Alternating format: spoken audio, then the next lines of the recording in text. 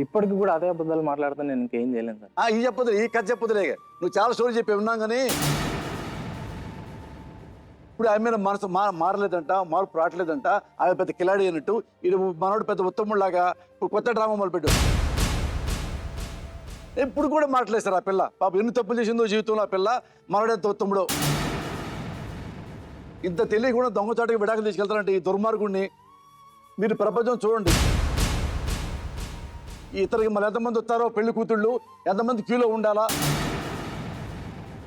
ఎంతమంది నాశనం అయిపోవాలి ఇలాంటి వాటి చేతిలో మీరే నిర్ణయించుకోండి. ఇతని నిజాయితీ, ఇతని చీటింగ్ మెంటాలిటీ మీరే ప్రజలు మీరే చర్చపెట్టేవాళ్ళ. ఇలాంటి వాడికి మళ్ళీ పిల్లల్నిస్తారు, ఇలాంటి వాడిని మళ్ళీ పెళ్లి కొడుకుని చేస్తారు, మళ్ళీ ఈ చేతిలో మోసం గీయించబడతారు. మీ పిల్లల్ని మీరే నిర్ణయించుకోండి. పేరు సతీష్, హైదరాబాద్. ఆడు ఒక బిడ్డనికి అన్నాడు. ఇప్పుడు మన స్టేజీ ముందు బాగా నటించాడు. ఆమె అంతా నష్టపోయారని తీరా మేడం చూస్తే లాయర్ ఓపెన్ చేస్తే ఆమె తెలియకుండా దొంగచాటుగా డైవర్స్ పేరు పంపించాడు. దొంగచాటుగా నా పెళ్ళం వద్దన్నాడు. ఆమె తెలియక పాపం కోర్టు అటెండ్ అవ్వలేదు, విడాకులు తీసుకున్నాడు. ఇక్కడికి వచ్చి ఏమీ తెలియటు అమ్మాయి కూడా నుంచున్నాడు.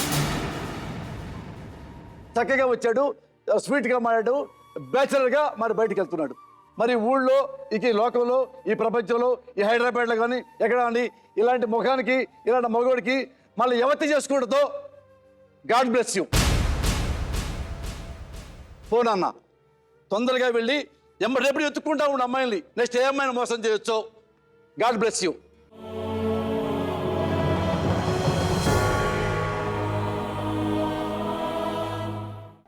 విన్నావుగా, నీకు తెలియకుండా దొంగచాటుగా విడాకులు తీసేసుకున్నాడు. మరి నువ్వేం చేయదలుచుకున్నావు ఆ బిడ్డను పెట్టుకొని? నీకేమైనా ఆలోచన ఉందా? ఇప్పుడే నువ్వు ఇంకా అదే షాకులో ఉన్నావా ఏంటి? ఏమ్మా అతను ఈ సతీష్ నీకు సంబంధం లేదు, తెలిసిపోయింది కమ్మా. నీకు విడాకులు ఇచ్చేసాడు నీకు తెలియకుండా. అర్థమైందా? ఇప్పుడు మరి నాన్న, ఇప్పుడు నువ్వేం చేద్దాం అనుకున్నావు నాన్న? భర్త కావాలి. ఏది పాపం ఏది పుణ్యం, ఏది పాపం ఏది పుణ్యం, మౌనమేనా సమాధానం, ఏది దోషం ఎవరి మోసం, అశ్రువేనా తులామానం. అమ్మ ఇక్కడే ఉండిపోయింది సార్ పాప. చూడు మేడం ఏమంటుందో. ఇదే అది అడ్వాంటేజ్ గా తీసుకుని అమ్మాయి ఎప్పుడో ఇచ్చేసాడమ్మా నీకు డైవర్స్. చేసుకుని అప్పుడే 2 ఏళ్ళు అయిపోతుంది, 2-3 ఏళ్ళు అయిపోతుంది. నేను ఎప్పుడు ఆ అమ్మని బలవంతం చేయలేదండి. నువ్వు కొట్టి బాగా కొట్టిన తర్వాత గతిలాకి వణికిపోయింది. కొట్టానండి, ఎప్పుడు కొట్టాను? చెప్పిన మాట వినకపోతే కొట్టాను. నువ్వెవడు ఆ అమ్మాయిని మాట్లాడమండకి? ఆ అమ్మాయి వేరే వాడి భార్య. ఆ అమ్మాయి మాట్లాడపోతే ఏం మాట్లాడపోతే? అన్నవండపోతేనా? నువ్వు తాగుడు ముందు డబ్బులు అయిపోతేనా? నీకు ఏదో ఒక అమ్మాయి కావాలి. రోజు 2 రోజులకు వస్తారన్నా, 3 రోజులకు వస్తారు ఒక అమ్మాయిలు కావాలి. అలాగే అవసరం లేదండి. నీ డౌట్ ఏంటి చెప్పు. భర్తను భర్తలాగా చూడలేకపోయినా కనీసం మనిషిలాగన్నా చూడాలండి. ఏం చూడలేదు చెప్పు. ఏ విషయంలోనే చూడలేదండి. ఏ విషయం చూడలేదు? చూడకపోతే బిడ్డలాగన్నావు. అలసిపోయి వచ్చిన భర్తకి కనీసం ఒక స్నానం చేయమంటామని. స్నానం చేయమనాలా, స్నానం చేయించాలా? స్నానం చేయమంటే చాలండి. అంటే ఒక ఆడ చెప్తే తప్ప నువ్వు స్నానం చేయవు. అన్నం పెట్టమంటేనేమో పెట్టుకుని తినంటారు. నన్ను కూడా నా భార్య చేత అన్నం పెట్టి తినమందయ్యా, ఇంట్లో బాలేదు, ఓపిక లేదు అన్నది. అన్నం పెట్టినందుకు, స్నానం చేయమని అడగనందుకు వేరే అమ్మాయిలు దాని గురించి కాదు. ఇంకేం చెప్పు మరి, నువ్వే చెప్పు నాన్న. నేను ఊళ్ళో ఉన్నాను ఎక్కువగా. ఇప్పుడు పొరుగురు పనిలోనే మకం పనికి వెళ్ళిపోయి నెలంతా కష్టపడి వస్తాను. వస్తే చేతిలో డబ్బులు పట్టుకుని వస్తాను. ఆ డబ్బులు అయిపోయేంత వరకు బాగానే చూసుకుంటారు. ఆ డబ్బులు అయిపోయిన తర్వాత బ్యాగ్ బయటకు గెలిచి చూడండి ఈవిడి ఇలా మామ. డబ్బులు అయిపోయి బయటికి వెళ్ళగొట్టేది. ఒక డబ్బులు సంపాదించి మిషన్ లాగా వాడుకుంటేవారు తప్ప అంత దూరం వెళ్ళి పని చేస్తున్నాడు, ఉన్నాడా తిన్నాడా అని ఏ రోజు కూడా ఫోన్ చేసేవారు కదా. ఫోన్ చేసేవారు, డబ్బులు ఎప్పుడు పంపిస్తావు అని ఒక్కడేలాగా వాడేవారు, ఇంకేది వాడేవారు కాదు. 10 సంవత్సరాలు నమ్మకంగా వాళ్ళతో పాటు ఇంటికి కాపాగా మగదిక్కుగా ఉన్నందుకు నాకు మనశ్శాంతి లేదండి. మనశ్శాంతి లేక ఆ అమ్మాయి అందగత్తని కూడా కాదండి. అంటే నాకంటూ ఒక ఇది ఉండాలి కదా, నా ఆలన పాలన ఎవరు చూస్తారో. తాతగారు చనిపోయేటప్పుడు కూడా రాలేదండి. నాకు అమ్మవారు పూసి మంచం మీద అలా పడి ఉంటే కనీసం చూడటానికి కూడా రాలేదండి. ఉన్నాడా పోయాడని కూడా అడగలేదండి.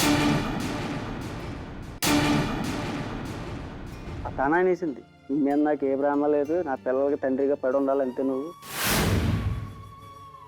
కావాలంటే నువ్వు వెళ్ళొచ్చు పోవచ్చు, మాకు బత్తానికి డబ్బులు ఇచ్చేసి వాళ్ళు అలా కావాలనుకుంటే వాళ్ళ దగ్గరికి వెళ్ళిపో, మేము కావాలనుకుంటే మా దగ్గర ఉన్నాను. ఉన్న కాడి నుంచి కుక్కను చూసినట్టు చూసేవారండి.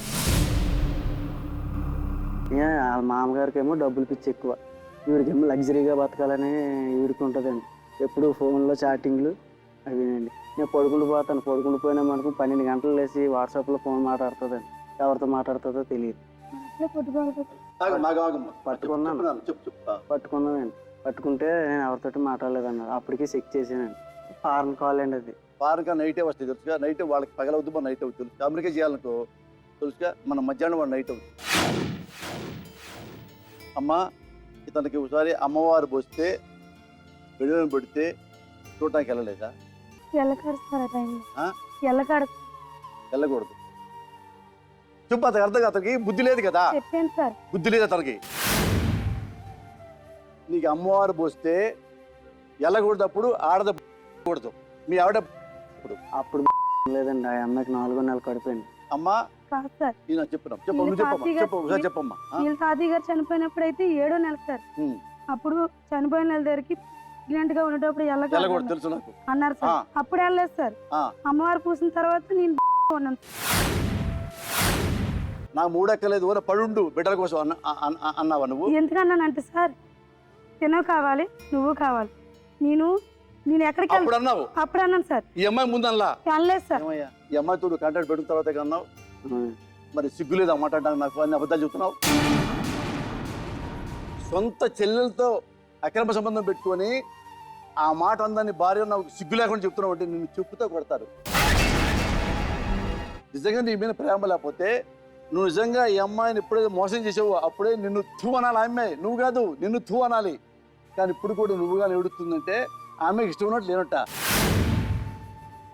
ఇప్పుడు నువ్వు చెప్పిన మొత్తంలో నాన్న చూడు, రమేష్ నన్ను చూడు, ఇప్పుడు నువ్వు ఏం చెప్పావో ఇవన్నీ కూడా నీ భార్యని అనుమానించదగ్గవు కాదు. నీ భార్య క్యారెక్టర్ బ్యాడ్ చెప్పడానికి కూడా సాక్ష్యం. నువ్వు నీ భార్యకి వెళ్తే సంతోషంగా ఉండాలంటే ఏం కావాలి నీకు? ఏం కోరుకుంటున్నావు? నేనేమి కోరుకుంటలేదండి. మరి భార్య భార్య కలిసి ఉంటారా కుటుంబం మొత్తం? నేను కలిసి ఉన్న వాళ్ళు ఉండలేరండి. తర్వాత వాళ్ళు ఉండలేరు నువ్వు ఎందుకు అంటున్నావు? అంటే నీలాగా మీ ఆవిడ కూడా మొగాళ్ళ పిచ్చి లేదనే కాదండి, వాళ్ళకి కొంచెం శాడిస్ట్ అండి. శాడిజం ఉందండి ఆ అమ్మాయికి. భర్త పేరేంటి నాన్న? పిల్లి శ్రీనండి. పిల్లి సీను. మీ నాన్న పేరేంటి? కాపు గారండి. మరి కాపు గారు అంటుంది. మరి వాళ్ళు చచ్చిపోయాక మరి అలాగలా తిరిగి మరి చేసాను తప్పు అని చెప్తున్నాను కదండి బాబు మీ దగ్గర. ఆ తప్పు చేసిన వాళ్ళని కదండి ఎవరి దగ్గరికి వెళ్ళకంటే అరణ్యం శ్మశానాన్ని ఇల్లు కట్టుకున్నాను. నన్ను చెప్పమంటా పెట్టి రమేష్, నా జీవితం రమేష్, ఇక్కడ చెప్పు రమేష్, లేకపోతే ఇంటికి వెళ్ళి చచ్చిపోమంటావా, లేకపోతే ఇంకో నుంచి తీసి పెళ్లి చేస్తావా నాకు? మీ అందరూ వృత్తాంతం వింటుంటే కనుక మనుషులు అన్న వాళ్ళు ఎలా బతకూడదు అనేటటువంటిది తెలిసి నేర్చుకోవాల్సినటువంటి అవసరం ఉంది.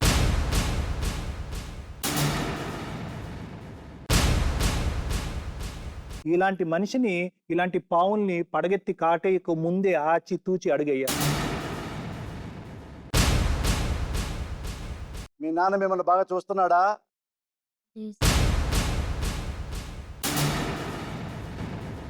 ఇష్టం లేదా మీరంటే?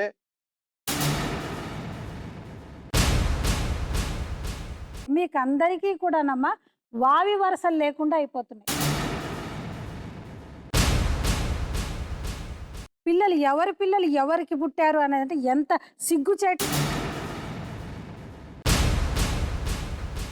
పిల్లాడు పుట్టిన తర్వాత ఫస్ట్ పిల్లాడిని ఎలాగైతే అమ్మేస్తారో ఈ పిల్లాడిని కూడా అలా అమ్మేసుకోవాలని ముందే ప్రీ ప్లాన్ చేసుకున్నారా? ఎందుకు రాసుకున్నారు అగ్రిమెంట్ అమ్మా మీరు?